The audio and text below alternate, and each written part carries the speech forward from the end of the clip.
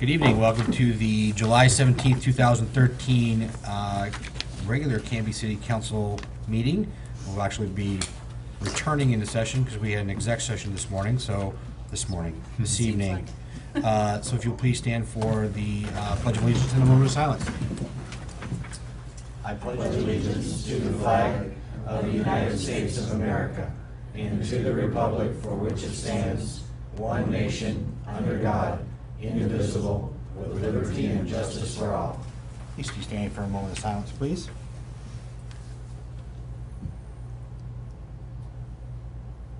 Great. Thank you very much.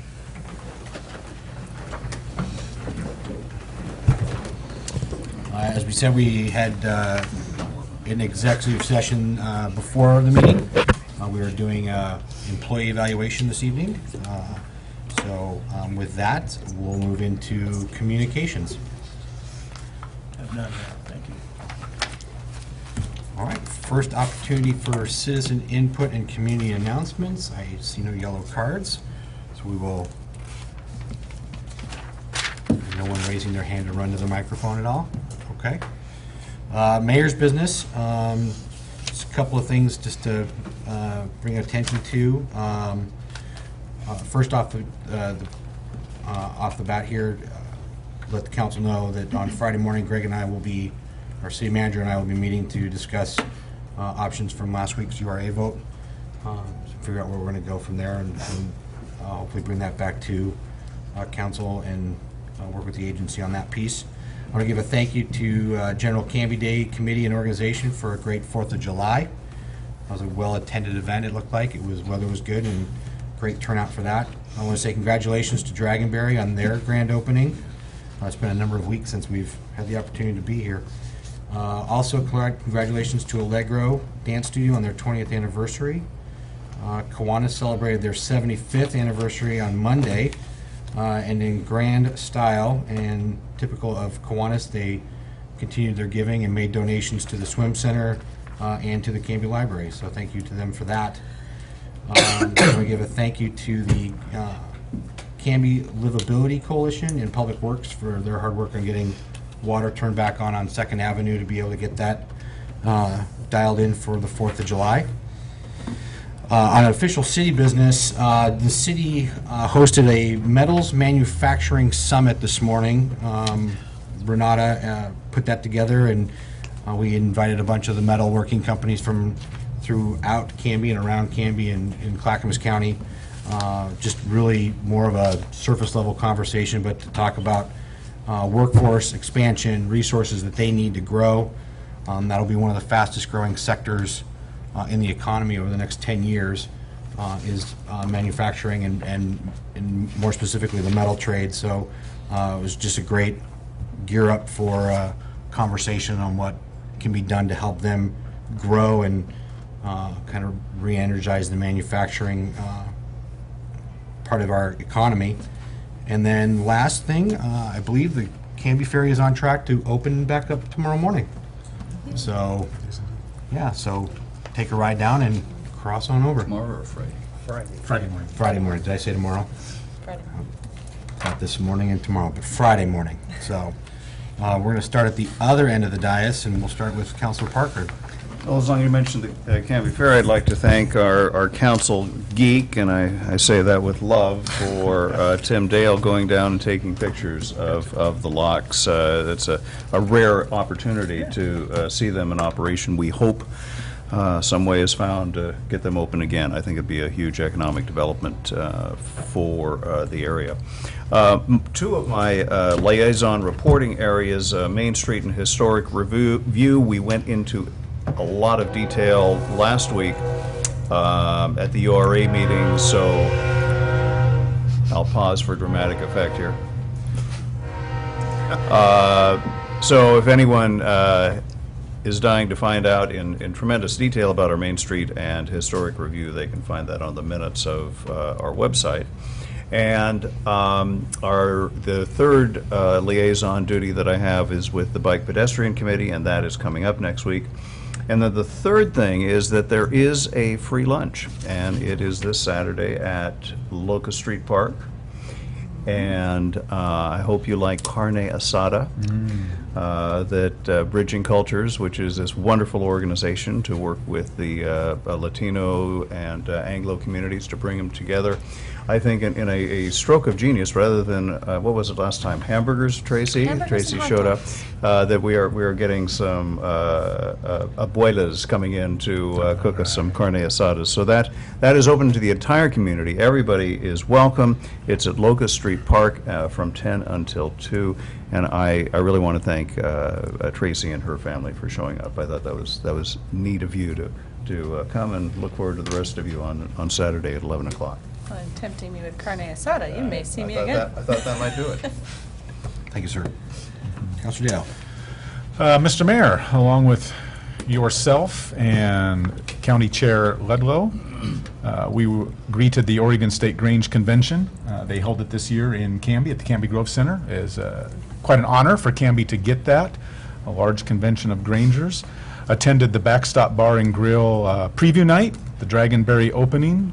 Also attended all four, as well as did Councilor Parker, all four recitals of the 20th anniversary of Allegro Dance Studios.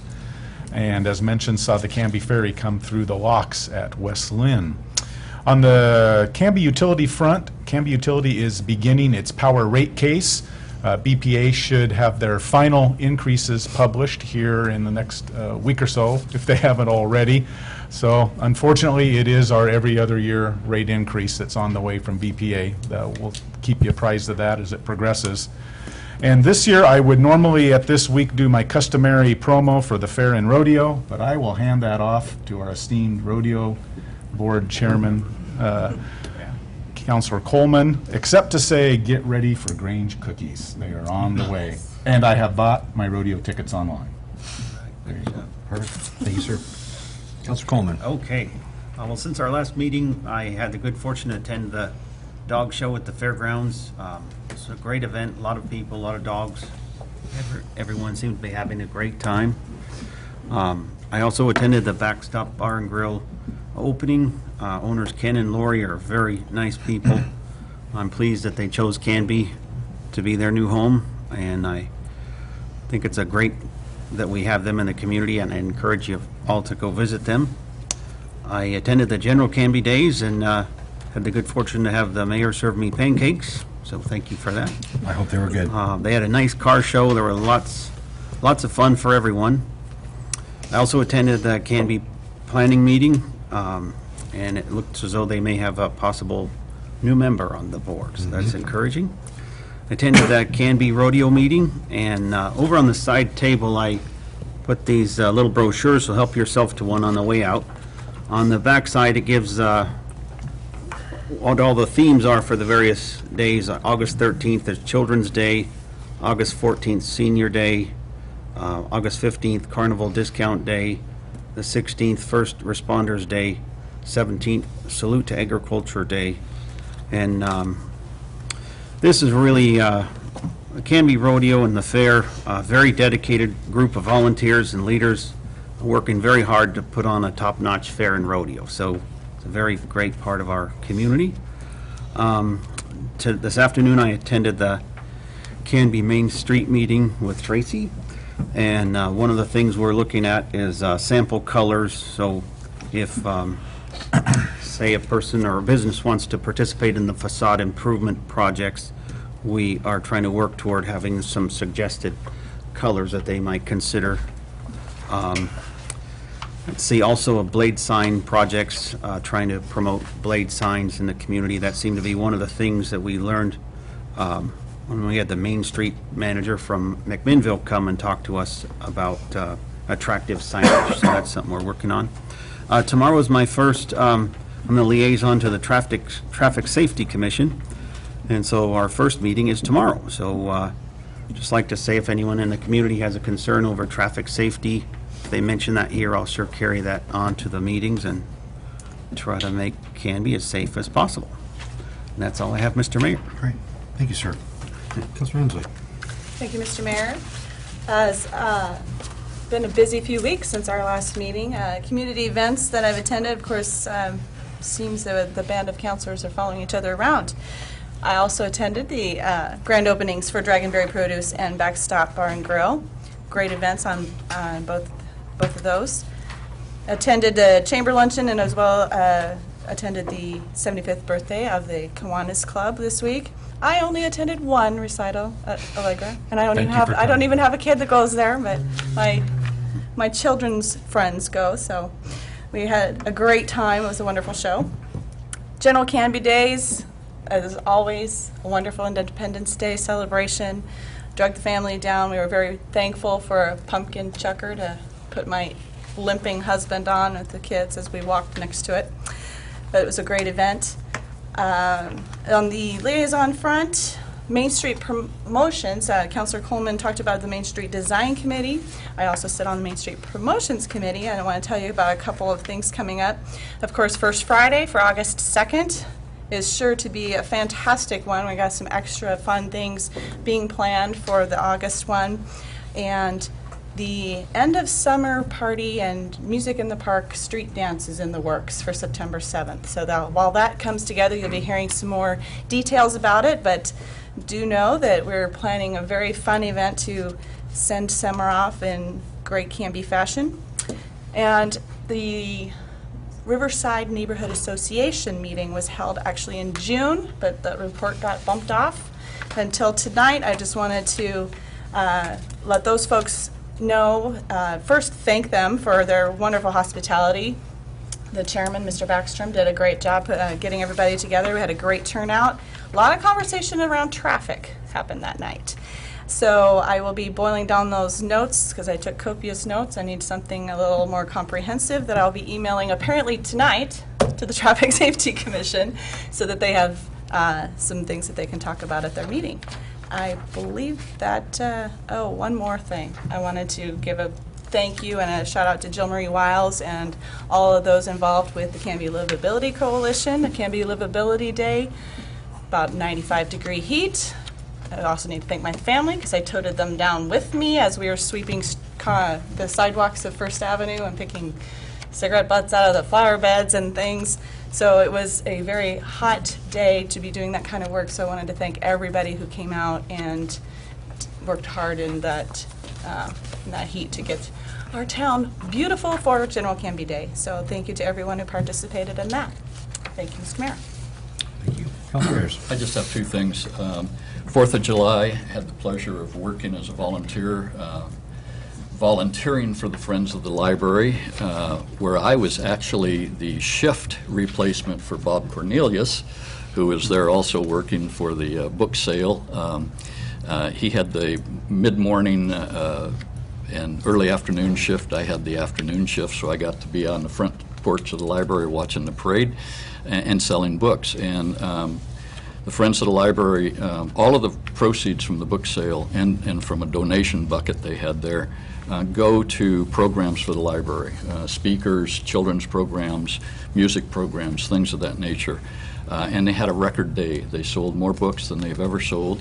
My wife was working there with Marty Moriarty, who's in the audience tonight, and who is a retiree of the library, but she's still working as a volunteer there. So it was a fun day, and we sold a lot of books, and that was really great. The second thing is upcoming on Saturday, July 27th. That's the last Saturday of this month. The Rotary Club will have its 14th annual 3-on-3 basketball tournament.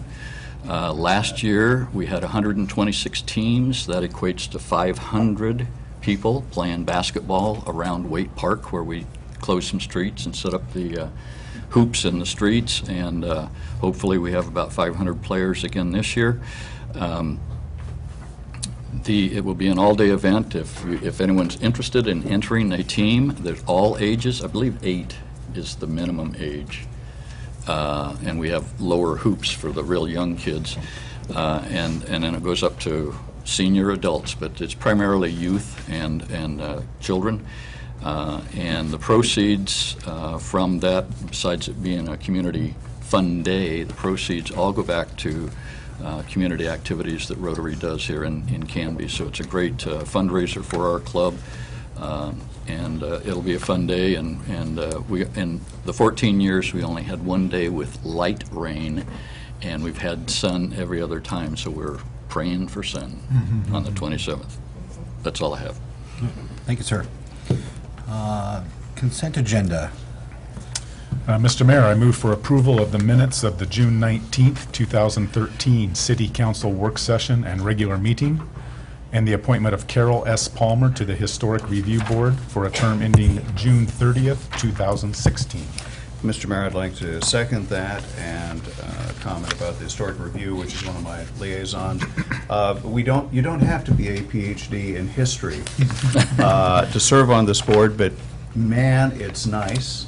And especially her area of expertise is on the development of urban life in the 20th century. So Carol Palmer, thank you for moving to Canby. She's a new resident, and thank you for signing up. It's overwhelming to have that type of horsepower show up on your boards and committees. Perfect. Thank you. Motion's been made by Councilor Dale and seconded by Councilor Parker to approve the consent agenda, which includes the approval of the minutes of June 19th, 2013, City Council work session and regular meeting, appointment of Carol S. Palmer to the Historic Review Board for a term ending June 30th, 2016. All those in favor? Aye. All those opposed? I guess tonight we're 5, so passes 5-0. Item number 9, the public hearing has been, we've withdrawn that and canceled that, so we are moving on to resolutions and ordinances. Kim? Okay, the first item we have is a resolution 1170. This is establishing a PERS contribution stabilization reserve. And Mr. Ellis will present this. Thank you. As you know, the legislature looked at a number of PERS issues this term, and they did some bills that related to PERS, but they're still going up. They're trying to, control some of the PERS costs, but they're still increasing. So what this does, we want to put a reserve for future increases, because we know that they're going to go up 3.9%, something like that, over the next few years. And what it is, it's unfunded liability issues that we have. And so every city is, every PERS entity is being hit with these increases. So what we're trying to do is prepare and plan for that increase when it comes in next year. Great. Any questions or comments for staff at all? Yes, sir. Mr. Mayor, if I could ask, Greg, Mr. City Manager, would you say that in our finance director's review of this, that she believes that this is a good first step in the preservation of our budget moving forward? Is that correct? Yeah, and that's the purpose, and that's a first step. And as you know, these things are negotiated. There are bargaining units, and so we can't just go in and do what we want to with PERS. They are there, and then PERS, if we're in the PERS system, we are responsible for retirees, basically. So what they're saying is, you haven't funded your liabilities to your retirees enough. System-wide, not just us. That is correct. Yeah, system-wide, yeah. But they do look at us in a sense, because it's different for every city, but it is system-wide, yeah, absolutely. And for school districts, fire districts, schools, I believe, or cities, and I believe even Cub is PERS. Yeah, so. Well, I just want to point out for the public, when we worked on the budget this year, we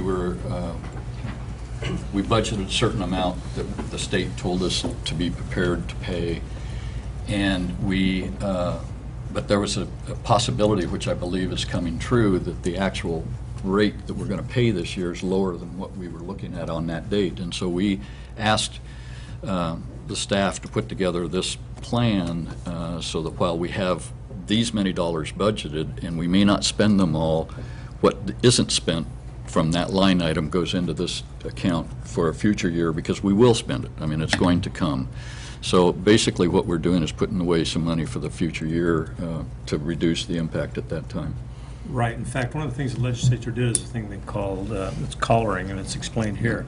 And all that does is it reduces the rate for the current biennium, but in 2 years, It kicks the can down the road. kicks the can down the road. So that's what this reserve's going to do, is start paying the can 2 years from now. So, Yeah, and so that they'll be funded through just as a percentage basis from payroll and whatnot, so Yes. we're prepared for that in 2 years. So it'll reduce the pain in 2 years when it comes by Yeah. some amount. It'll still be painful, but It's still, yeah. it'll brace ourselves. Mhm. Any other questions at all? No? Okay. Motion to accept the resolution, please. Mr. Mayor, I move that we approve resolution number 1170, a resolution establishing a PERS contribution stabilization reserve. Second, please. Second? Thank you, sir.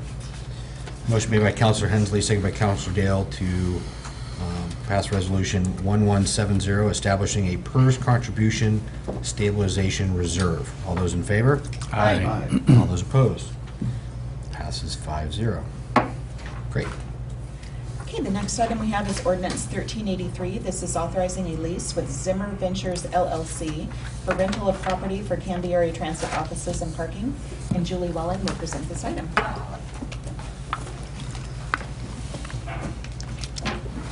Evening, Julie. How are you? I'm good. Good. Mayor, councilors, thank you for this opportunity to talk to you. I'm Julie Whaling, and I've been at the City of Canby. I started here in the fall of 2007 when I signed on as an assistant to Cynthia Thompson, who was the then contractor for BCB Consulting, contracted with the city at that time. And since 2010, I've had the privilege of contracting directly with the city to provide transportation management through my own company, JWL Consulting. I've been involved in public transit since about 1999, and I followed the process when Canby pulled out of the transit of TriMet's district, so I watched that from a distance and was updated by the then planning director, who would come to meetings that I attended, so I watched it very closely. And when CAT was established in 2002, I then became acquainted with the transportation director at that time, the transit director, and I'd say it's fair to say that CAT immediately grew faster than anybody expected it to. And early on, I had conversations with the original transit director regarding the rapid growth and the challenges that she was facing. And almost immediately, the system outgrew that small parking lot that's behind the office on 2nd Avenue. And when I arrived here in 2007, the city was leasing parking behind the Thriftway to park the larger buses. And at that time, we were submitting annual grant requests to renovate the fleet facility, to add more office space, and to add a couple of maintenance bays to have the site for CAT operations to be out at the fleet facility. The need for office space and parking was discussed at the staff level. It was discussed at Transit Advisory Committee meetings. It was also discussed in the transit planning process in 2009. We talked a lot about the fact that we needed more space. Over the years, we've also been on the lookout for existing properties that might work as a space for CAT to expand. In 2007, Cynthia Thompson presented a property to the council, and I brought a property in 2010 to the city administrator and said that I thought that this property might work. Of course, none of those went anywhere, but when we moved the bus parking to the First Avenue parking when the development of the theater happened, we knew that was only a temporary fix because we knew that First Avenue was going to be developed. So we were still kind of, searching around for where we might land ultimately. And around the same time we moved out of the First Avenue because of the development there, we also implemented a fare, which added a different layer to the way we operate. And it added challenges for security and logistical problems that we've had. So we've been making inadequate office space and ineffective parking work ever since we had to move out of the First Avenue parking lot. It's been more intense, I guess, is what I should say. And our current fleet includes 3 35-foot coaches, 9 21 to 26-foot cutaway buses, 2 staff cars, and 1 minivan. And the lot behind the building accommodates about 7 cutaway buses, and it doesn't accommodate the larger vehicles. Since the redevelopment of the First Avenue, the large buses have been parked at the transit center or at the fleet facility. We just sort of shuffle them back and forth and keep them where we can. In addition to our parking challenges, the current office space is terribly inadequate. It's the dispatcher's office accommodates busy two-way radio traffic and telephone traffic.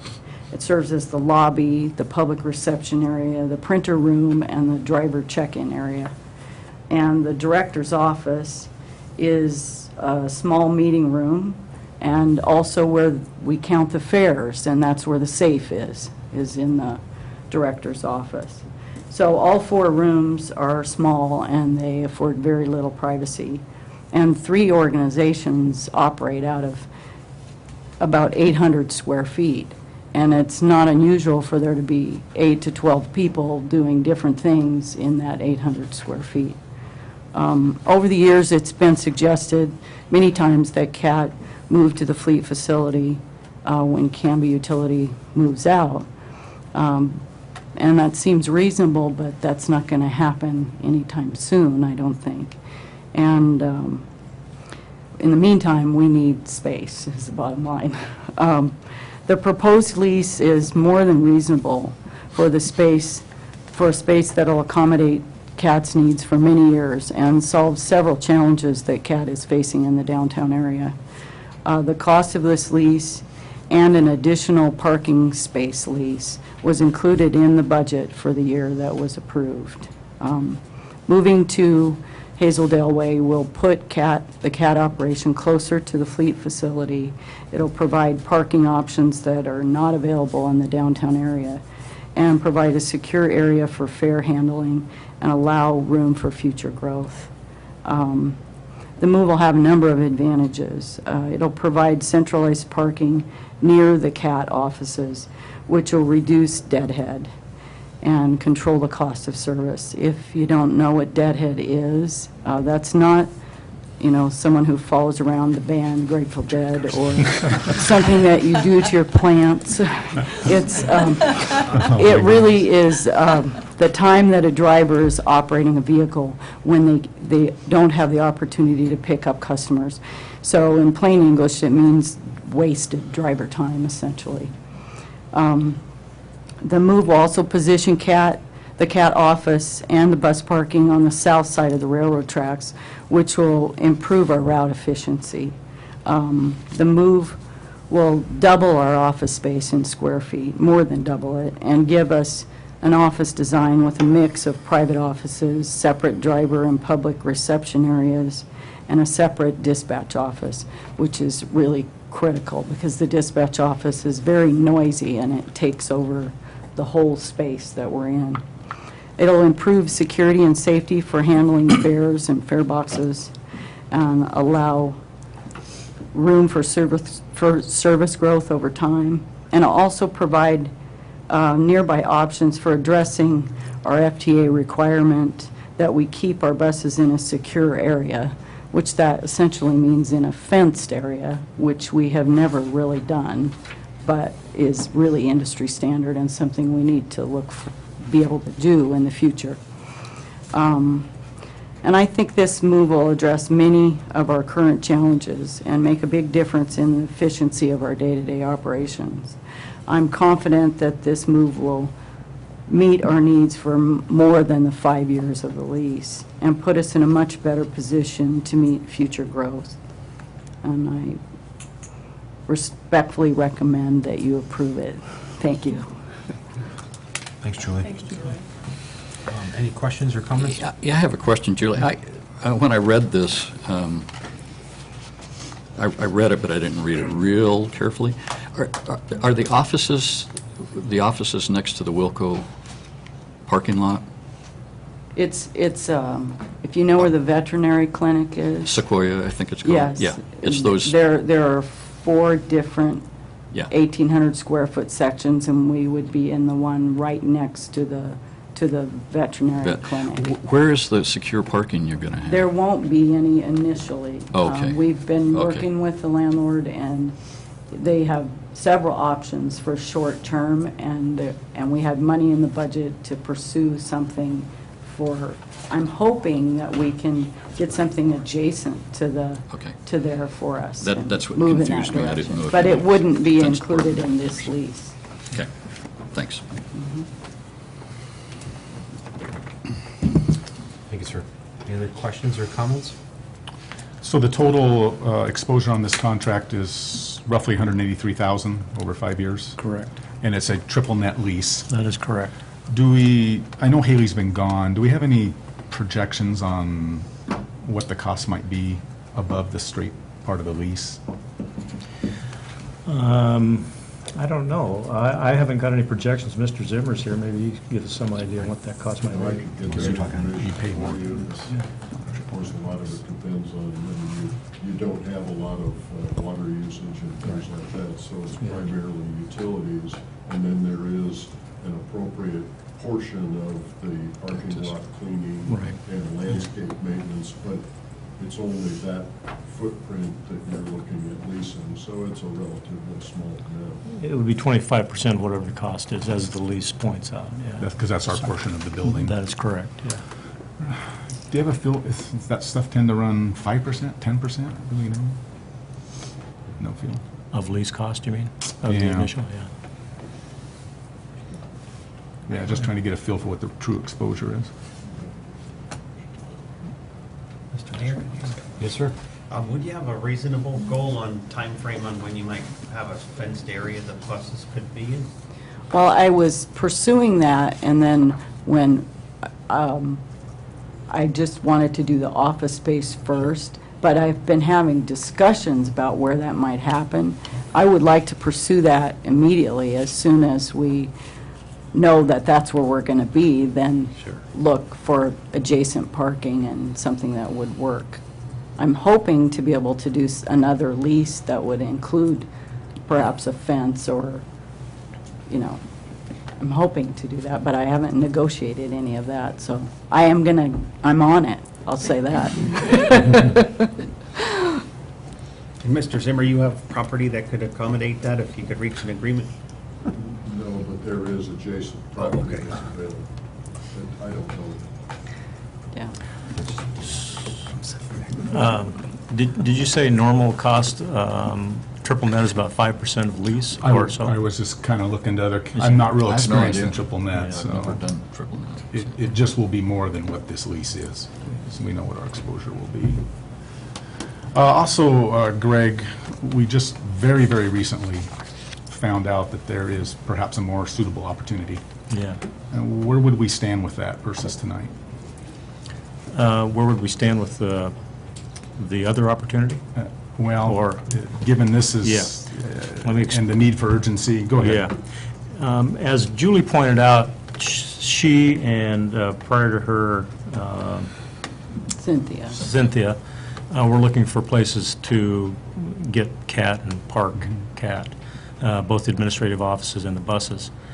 And that's been 4 or 5 years, something like that. Well, the sense of urgency obviously came just recently You bet.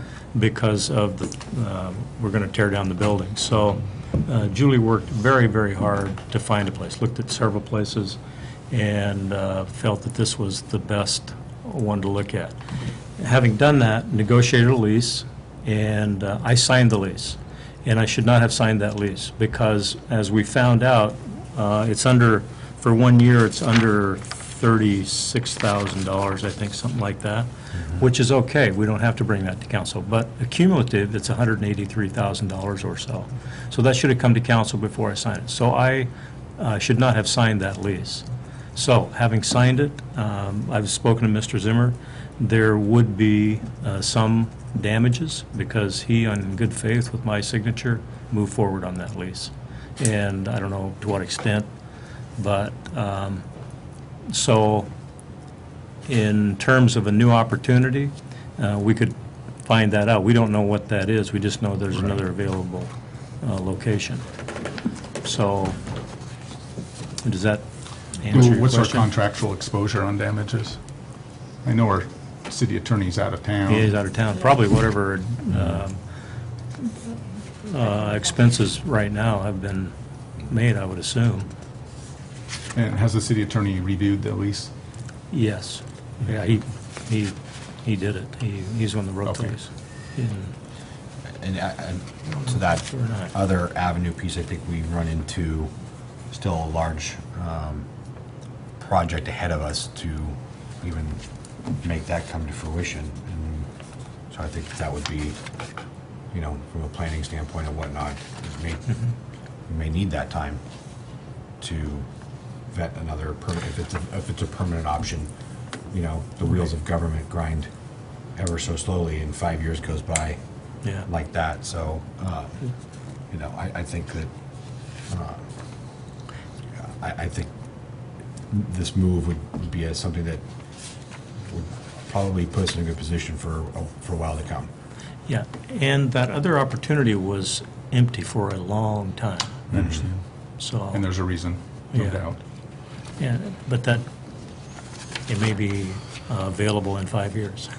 Councilor Parker? Am I the only one who doesn't know the secret?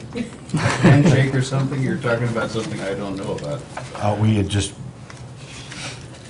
We had brought that up this evening at in our exec session. Okay. We did. I thought our exec session was to discuss the performance of the executive officer. It was, but it did come up.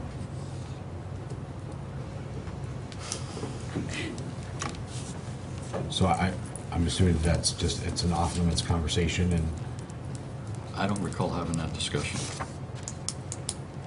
This is before you arrived. It shouldn't have happened. Before I arrived, I was on time, I thought. maybe it was not. I think you mentioned it before the executive sorry. session was called. I don't Sorry. think you were there. think- I don't oh, recall Okay. hearing that either, so it Sorry. must have been before the session started.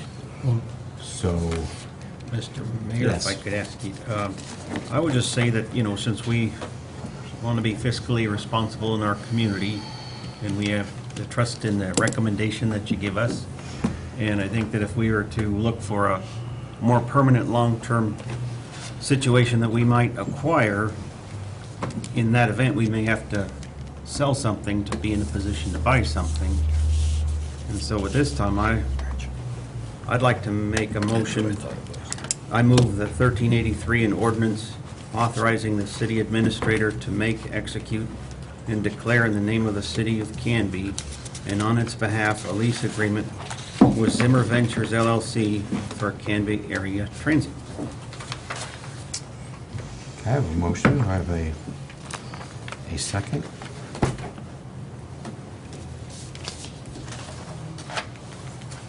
I'll second. Thank you, sir. So I have a motion by Councilor Coleman, a second by Councilor Ayers to approve ordinance 1383, authorizing lease with Zimmer Ventures LLC for rental of property for Canby area transit offices and parking. All those in favor? Aye. Aye. All those opposed? Aye. Passes 3-2. Okay. So the, Kim, how do I, what's the best way to address what occurred prior to the motion? As in, Just the conversation that we were having. You were having a conversation with one or two counselors before the It was a meeting was started. non-quorum. Yeah. Sorry. quorum. There wasn't a quorum. Okay, then we'll leave it at that then. Okay, thank you. Well, Mr. Mayor, could I ask that if there is city business and city information, that is shared with one or two counselors, if you shared with all counselors? I kind of think this idea of playing favorites and letting some people know something and others not doesn't speak to transparency. So, and I agree. What occurred was walking in and relaying a conversation that I had with Julie this afternoon with Greg and I think two counselors that were in the room. It was not a deliberate sharing of information other than just a recapping of the conversation. And so, and you're correct, that should have been a topic that should have been tabled beforehand, and my fault for. I just come in at the end of these things, and I hear these things, and it makes it impossible for me to explain to citizens how some people know things and others don't. So there's a sensitivity towards this already, and I think I understand the direction you're talking in, but it should have been an executive session for the purposes of discussing real property, and not some informal thing where you share with one or two of your colleagues. And I agree, and I apologize for that. That is my fault for having that conversation in that setting. So, thank you for that. Okay, the next item we have is ordinance 1384. This is committing PERS contribution stabilization reserve to be used to offset future PERS rate increases. This is the ordinance that. It makes it that official for- launches our resolution we did? Yes. I just need to read the words then. Where is it?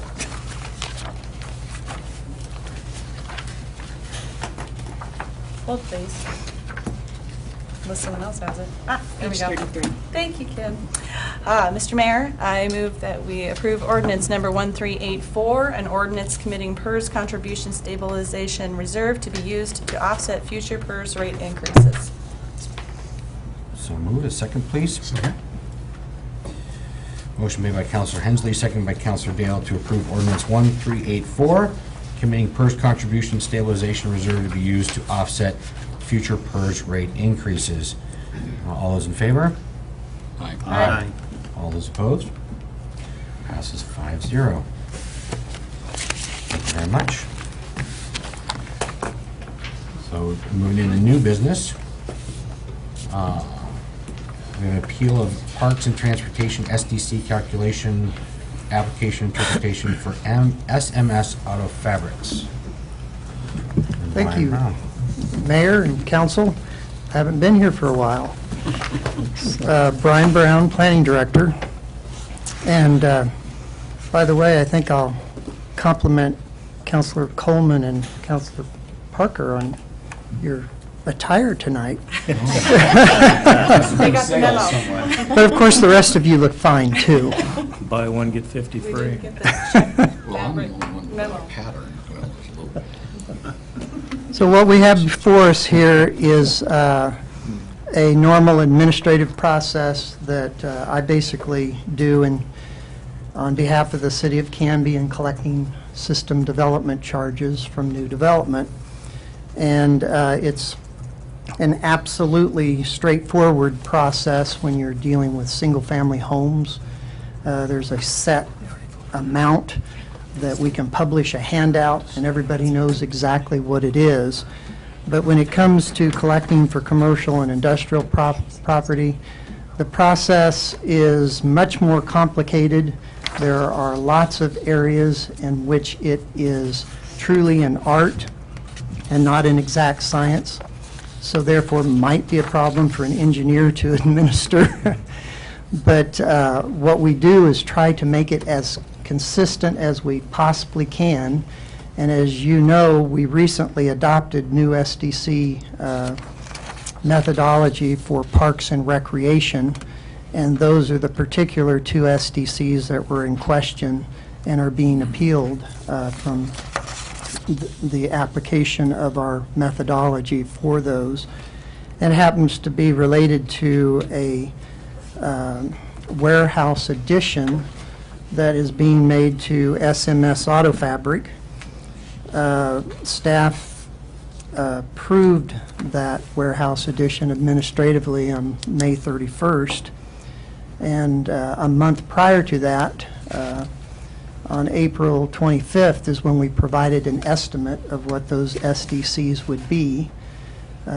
We always provide those estimates. Occasionally, we have forgotten to do that early on, but they are a substantial amount of money, and so it's very important that during pre-applications and such that we try to provide them an estimate of what those will be.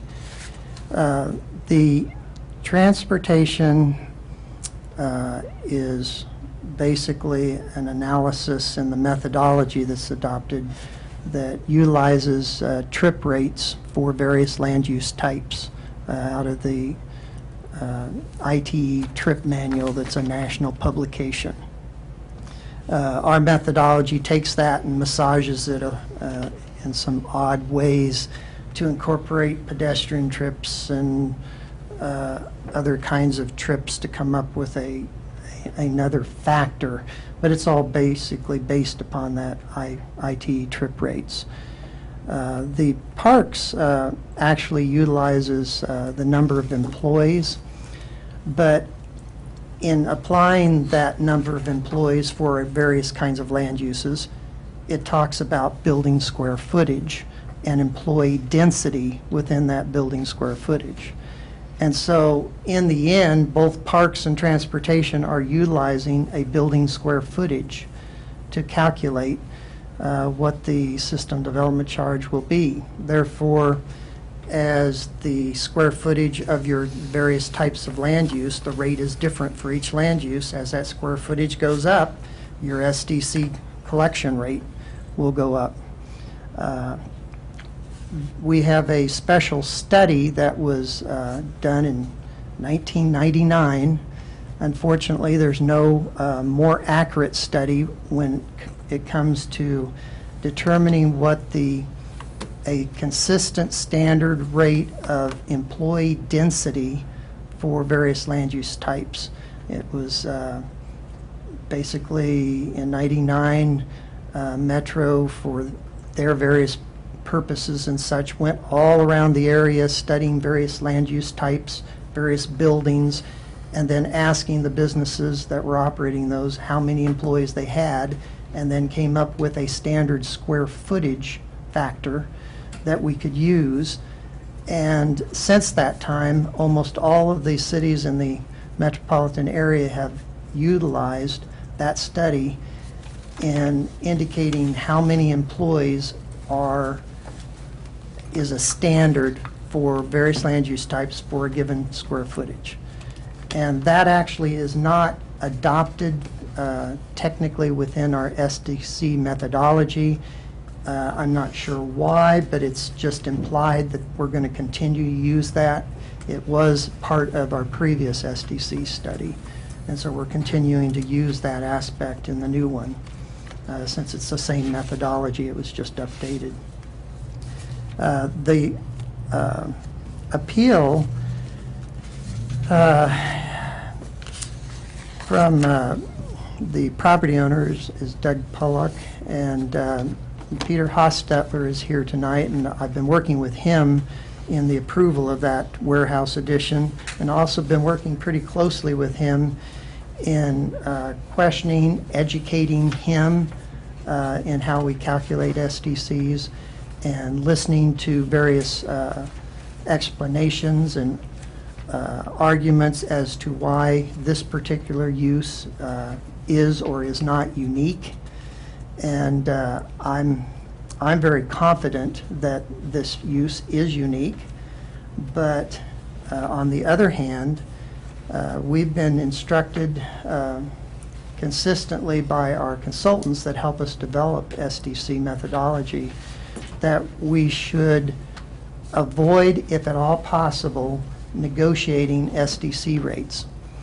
I will let you know that that was a very common practice for many years within Canby, And when I came on board, I saw lots of evidence of that, and I also saw that every one of those negotiations significantly reduced the amount of SDC revenue from each of those developments that the city collected.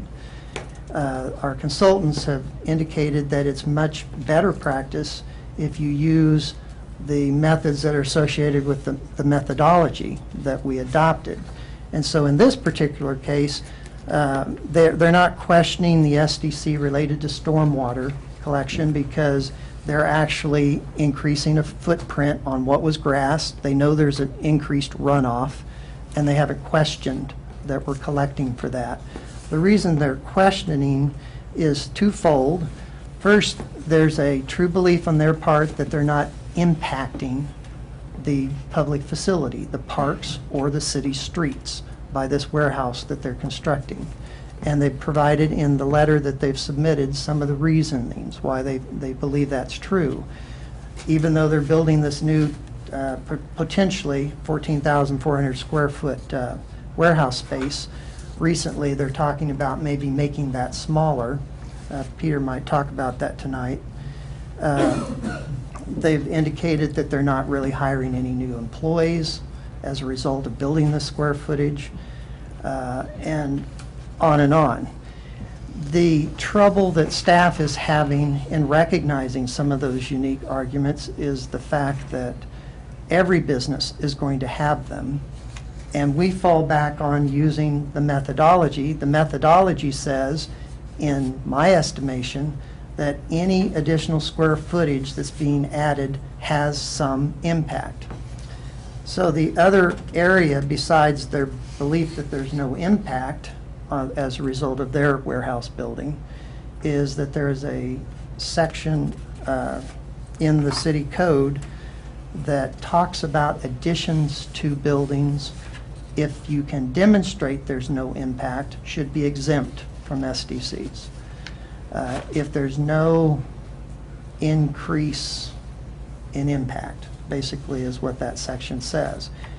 That section leads one, so if you are in agreement and believe there's no impact, then they're totally exempt. If there is a little impact or any type of impact, then they pay the full amount.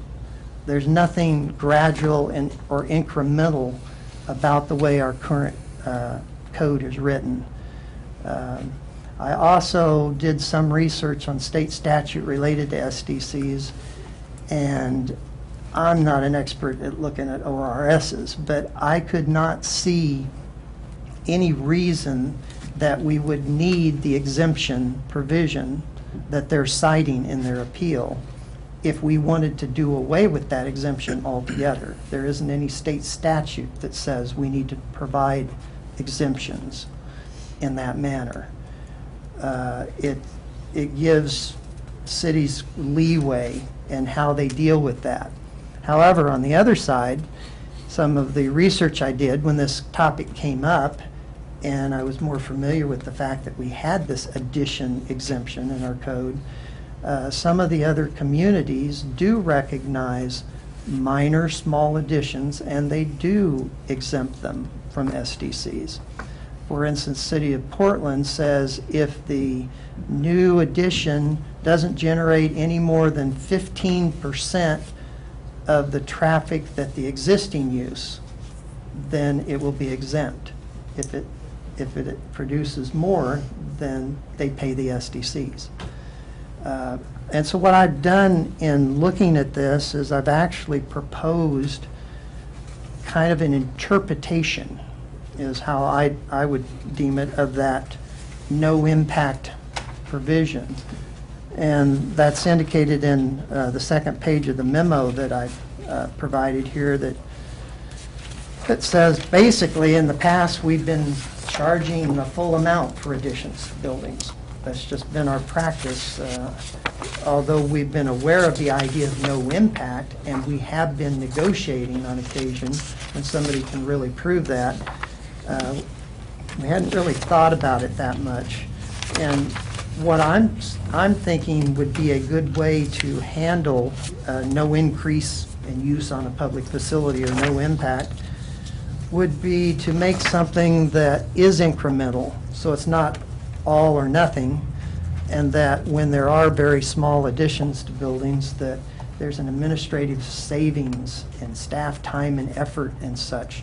And it's a very, very business-friendly type approach to encourage our existing businesses to expand and, you know, where they're at and that type of thing when their additions are small, not to charge SDCs basically. And that's what this would do. If the size of their addition is less than 25% of what's currently existing, in my incremental interpretation, they'd be exempt. Anything between 25% and 50% of what is already existing would start at 50% of what the normal charge would be, and we would go up for every 1% increase, there'd be a 2% cost recouping of the SDC charge. So by the time you got up to a building that was equal to 50% of what was already existing, you'd be paying the full fee. And applying that just real recently, for instance, on the building they're proposing, it's 14,400 square foot warehouse. That's a good sized building. If anyone was building that on a brand new vacant tract, surely you'd want us to collect SDCs on it. And I personally have trouble visualizing why that is much different just because it's attached to an existing building and we don't collect anything versus if it's sitting on a vacant tract and being built brand new and we collect, in this case, about $25,000 in transportation SDCs. And so I think this incremental approach has some merit so that we don't have to use less than precise ways to judge whether there's no impact or if there is impact, because that's where we always get in trouble. When I say in trouble, because all negotiations lead us down the path of collecting less money. And if we do that, we end up not being able to build the capital improvements that we have a list in our methodologies that said we're going to collect this much because here's the amount of capital projects that we have to do and complete to handle the growth that is related to those particular developments. And so it's all tied together, and it's more than I really understand, so I do the best I can in trying to administer this stuff. Many cities have engineering departments, public works departments collecting these things. It was kind of thrown on me when I came, so I learned it quickly to try to collect it correctly. Peter Hostetler and I did come to a general agreement that they feel like the full cost of the SDCs for their size of building that they originally got approval administratively from us for are significant enough that they're seriously considering reducing the size of their building in order to avoid some of these costs. And their current thought is that if we could agree to implement that addition provision in our code in the incremental fashion that I proposed here, they might try to take advantage of that. Whether it's possible they could shrink their building down far enough that they may not have any charge at all for parks and transportation SDCs, or they'll have a significantly reduced amount depending on the square footage they finally decide to do on their building. Mr. Mayor, can I ask a question? So, Mr. Brown, do you believe that they would be agreeable to option number 2? Yeah, let me see my...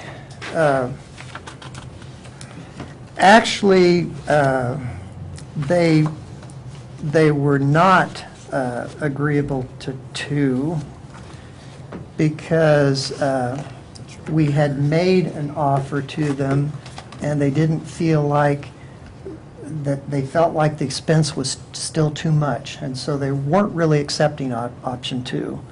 More what they would be doing is let me see if I